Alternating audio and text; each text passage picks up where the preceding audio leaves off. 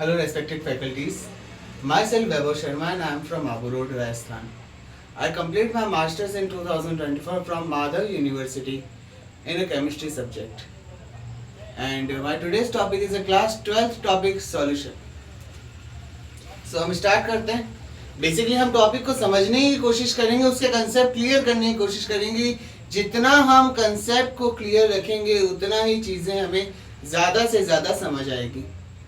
आप सब जानते हैं कि साइंस ना तो रटने की चीज़ है और ना ही इसे ज़्यादा से ज़्यादा आप दिमाग में बैठा सकते हैं. ऐसी कोई चीज़ नहीं है. साइंस एक कंसेप्ट क्लियरिंग सब्जेक्ट है जिसके अंदर आपके जितनी समझने की क्षमता है, जितनी अंडरस्टैंडिंग है, उतनी ही चीज़ें आपको ज़्यादा से ज़्यादा समझ आएंगी, आपके कंसेप्ट उतने ही ज़्यादा से ज़्यादा क्लियर होंगे. तो हमारा आज का टॉपिक है सॉल्यूशन. क्लास 12 का टॉपिक है ये. अगर हम बेसिक से बात करें तो सॉल्यूशन होता क्या है? सॉल्यूशन का मतलब ये है कि मैं सिंपली वे में आपको अगर समझाऊं तो जब हम दो चीजों को मिक्स करते हैं,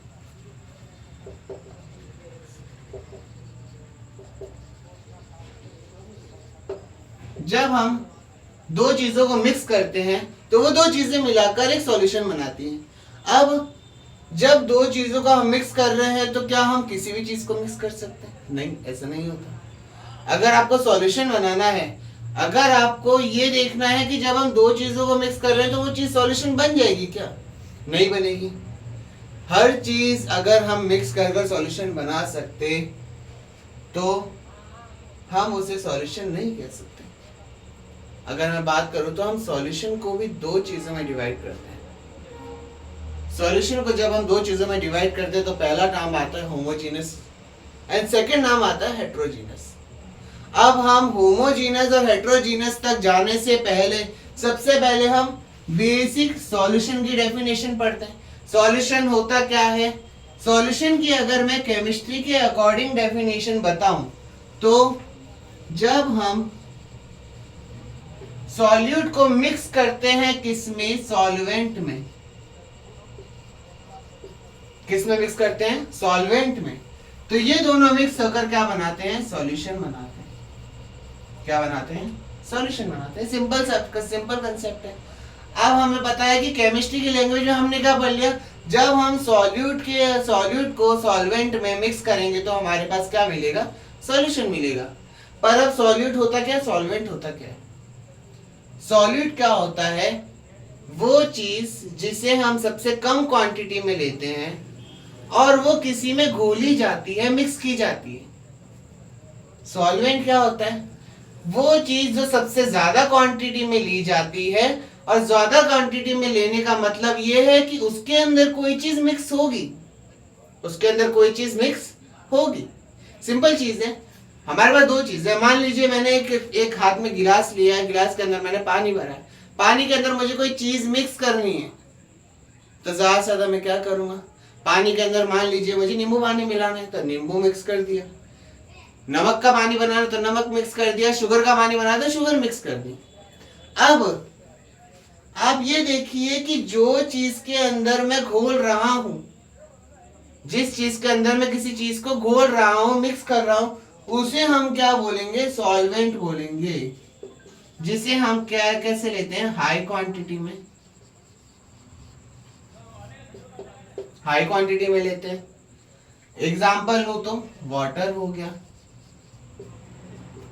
मिल्क हो गया, है ना. एग्जाम्पल मैंने क्या लिया? वाटर और मिल्क. सिंपल एग्जाम्पल से चलेंगे हम. एकदम सिंपल एग्जाम्पल से चलने का मतलब ये है कि जब मैं वाटर लूंगा तो वाटर के अंदर जब मैं किसी चीज को घोलूंगा, घोलने का मतलब क्या है? मैं मिक्स करूंगा, उसे डिसॉल्व करूंगा. डिसॉल्व करने के लिए मुझे कोई ना कोई चीज लेनी पड़ेगी. कोई ना कोई चीज लेने के लिए मैं यहाँ पर क्या क्या ले सकता हूँ? सॉल्ट ले सकता हूँ, शुगर ले सकता हूँ, सैंड ले सकता हूँ, है ना. भाई पानी में तो हम क्या क्या मिक्स करते हैं? नमक भी मिक्स कर सकते हैं, शुगर भी मिक्स कर सकते हैं और सैंड भी, मतलब मिट्टी मिक्स कर सकते हैं.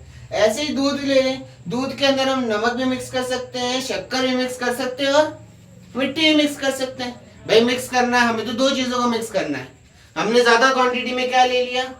सॉल्वेंट ले लिया, सॉल्वेंट का एग्जांपल हमने क्या लिया, वाटर और मिल्क लिया। कम क्वांटिटी में हमने क्या ले लिया, सॉल्यूट ले लिया। सॉल्यूट के एग्जांपल हमने क्या ले लिया, शुगर ले लिया, सॉल्ट ले लिया, सैंड ले लिया, है ना। अब जब हम इन चीजों को इसके अंदर मिक्स करेंगे, मतलब सॉल्यूट को सॉल्वेंट में हम मिक्स करेंगे, तो हमारे पास क्या बनेगा, सॉल्यूशन बनेगा। सिंपल है। सॉल्यूशन की हमने बेसिक जो नॉलेज थी वो ले ली कि सॉल्यूशन होता क्या है। सॉल्यूट और सॉल्वेंट को जब हम मिक्स करते हैं तो सॉल्यूशन बनता है। सॉल्यूट हमेशा लो क्वांटिटी में होता है,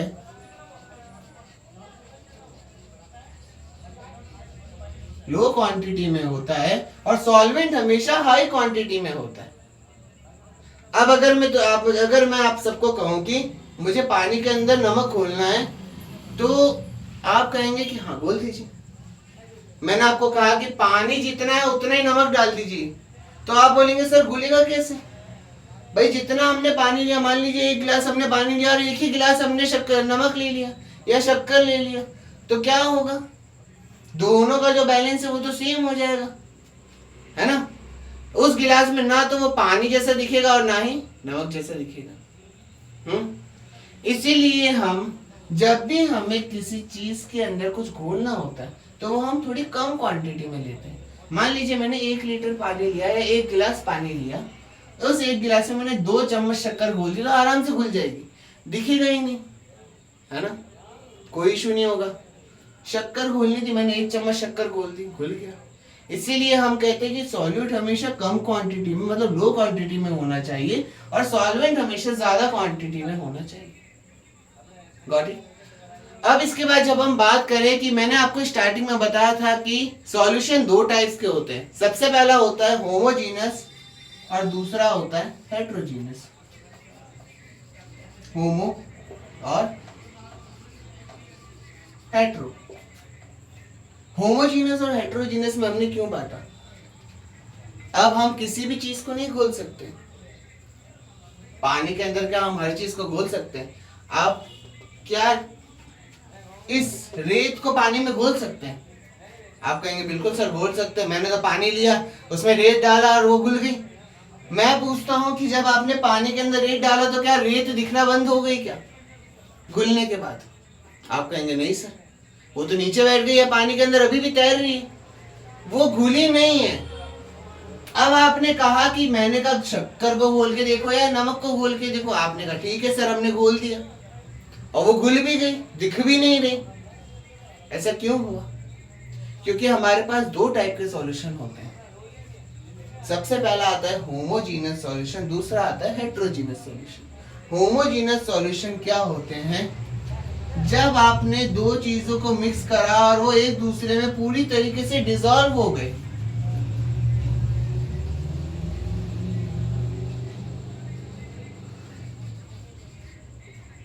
डिसॉल्विंग ईच अदर, तो उसको हम क्या बोलेंगे? Homogeneous solution. जो 2 चीजें एक दूसरे में पूरी तरह कंप्लीटली डिसॉल्व हो जाती है उसे हम क्या बोलते हैं? Homogeneous solution. और जो 2 चीजें आपस में नहीं डिसॉल्व हो पाती, जैसे मान लीजिए मैंने आपको सैंड दिया, सैंड को आपने वाटर या मिल्क में डाला तो वो घुलेगी नहीं, या तो उसमें तैरेगी या फिर क्या होगा, ज्यादा से ज्यादा उसकी तली पर बैठ जाएगी या उसके सरफेस पर बैठ जाएगी। ऐसे मिक्सचर को या ऐसे सॉल्यूशन को हम क्या बोलते हैं? हेट्रोजीनस सॉल्यूशन बोलते हैं। सिंपल है। आपको समझ में आ गया होगा कि हेट्रोजीनस और होमोजीनस में फर्क क्या होता है। होमोजीनस सॉल्यूशन वो सॉल्यूशन होते हैं जिसके अंदर दो सेम कंपोनेंट वाली चीजें या आपस में पूरी तरह कंप्लीटली घुल जाने वाली चीजों को हम क्या बोलते हैं? होमोजीनस सॉल्यूशन बोलते हैं। ऐसे सॉल्यूशन जिसके अंदर सॉल्यूट सॉल्वेंट में कंप्लीटली डिसॉल्व हो जाता है, दिखेगा भी नहीं मिक्स होने के बाद। वहीं हेट्रोजीनियस का क्या होता है? हमने सॉल्यूट को जब सॉल्वेंट में डाला तो वो डिसॉल्व नहीं होगा, वो उसके अंदर या तो नीचे जाकर बैठ जाएगा या फिर वो उसकी तली पर जाकर बैठ जाएगा या फिर वो उसके अंदर घूमेगा। सिंपल है। अब हमने पढ़ लिया कि सॉल्यूशन कितने टाइप के होते हैं, होमोजीनस और हेट्रोजीनस। अगर हम यहीं पर ही रिवीजन करते हुए चलें तो मैं शुरू से आपको वापस बताना चाहता हूँ कि सॉल्यूशन क्या होता है। सॉल्यूट प्लस सॉल्वेंट क्या होता है? सॉल्यूशन। सॉल्यूट मतलब जिस चीज को हमें घोलना है, सॉल्वेंट मतलब जिस चीज में हमें किसी चीज को घोलना है। सिंपल है। सॉल्यूट हमेशा लो क्वांटिटी में होते हैं, सॉल्वेंट हमेशा ज्यादा क्वांटिटी में होते हैं। सॉल्वेंट का एग्जांपल वाटर और मिल्क, सॉल्यूट का एग्जांपल सॉल्ट ले लीजिए, शुगर ले लीजिए या सैंड ले लीजिए। कितने टाइप के हो गए सॉल्यूशन? दो टाइप के, होमोजीनस और हेट्रोजीनस। होमोजीनस क्या होते हैं? जब दो चीजें आपस में कंप्लीटली मिक्सअप हो जाती हैं, डिसॉल्व हो जाती हैं, उसको हम क्या बोलते हैं? Homogeneous solution. और ऐसी दो चीजें जो आपस में मिक्स नहीं हो सकती या घुल नहीं सकती, डिसॉल्व नहीं हो सकती, जैसे सैंड और वाटर। पानी के अंदर जैसे रेत को हम डिसॉल्व नहीं कर सकते, तो उसको हम क्या बोलेंगे? Heterogeneous solution. यहां तक आपको बात समझ में आ गई होगी।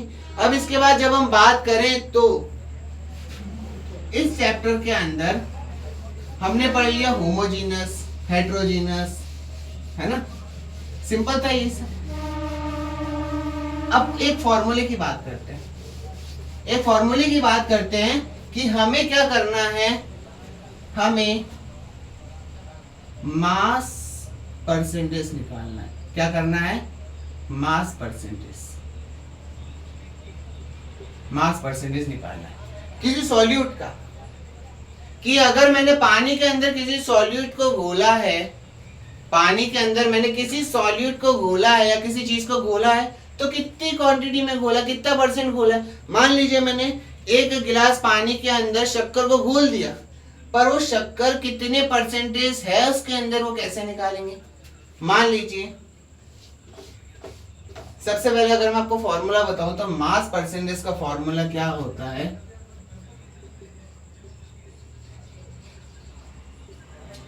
Mass of solute, mass of solute,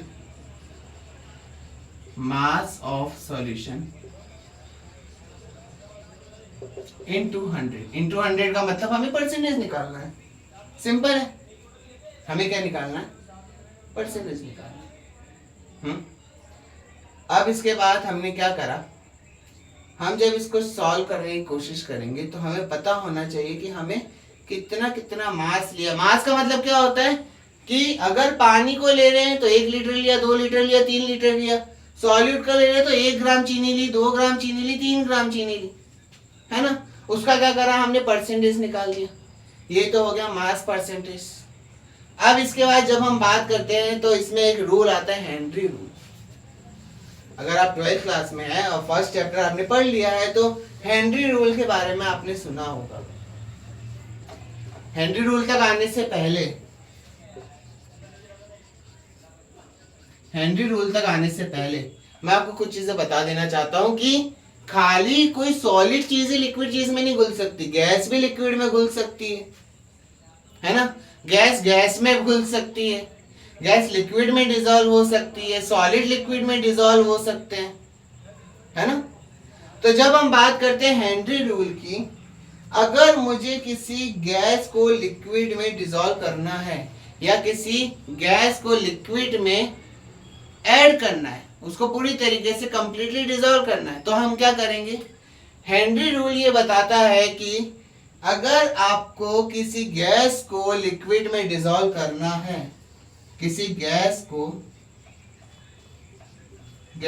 liquid में डिसॉल्व करना है, लिक्विड में डिसॉल्व करना है, तो वो किस पे डिपेंड करेगा कि हम उस गैस पर कितना प्रेशर लगा रहे हैं।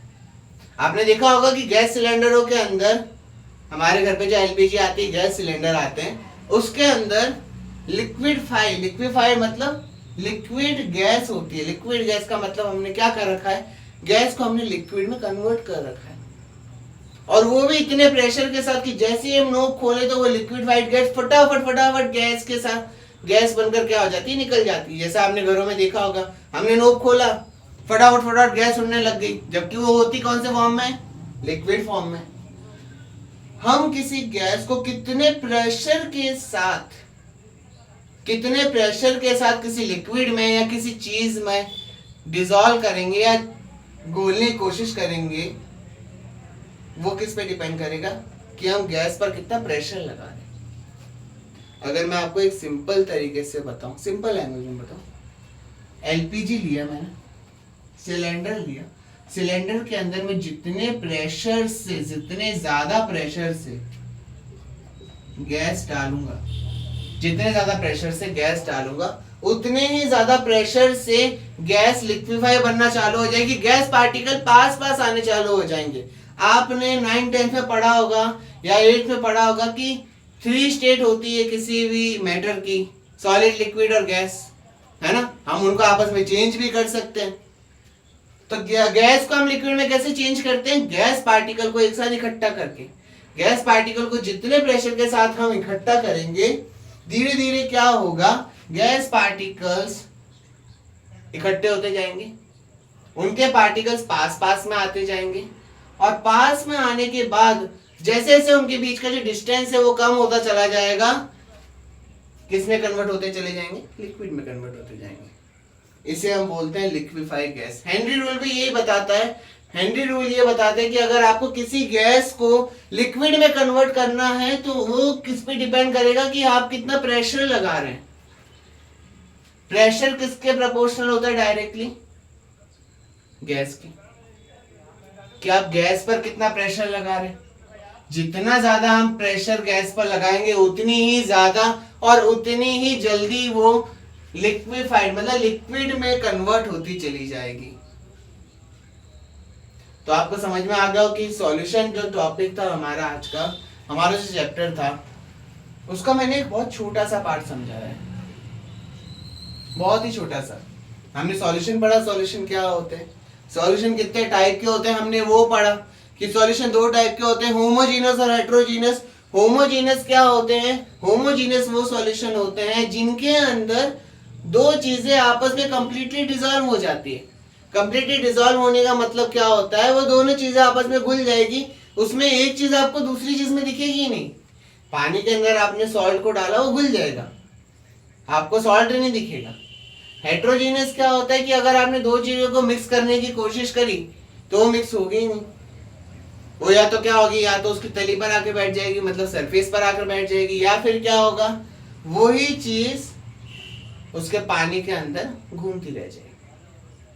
हमने ये पढ़ लिया, हमने मास परसेंटेज पढ़ लिया, हमने पढ़ा हेनरी रूल। हेनरी रूल क्या बताता है कि अगर आपको किसी गैस को लिक्विड में चेंज करना है तो वो किस पे डिपेंड करेगा? प्रेशर पर।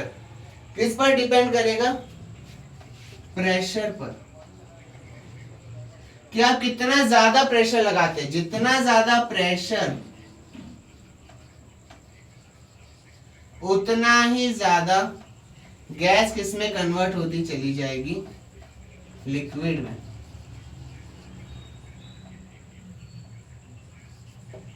Got it? आप सबको समझ में आ गया होगा। तो इसी के साथ मैं आप सबको थैंक यू सो मच बोलना चाहता हूँ।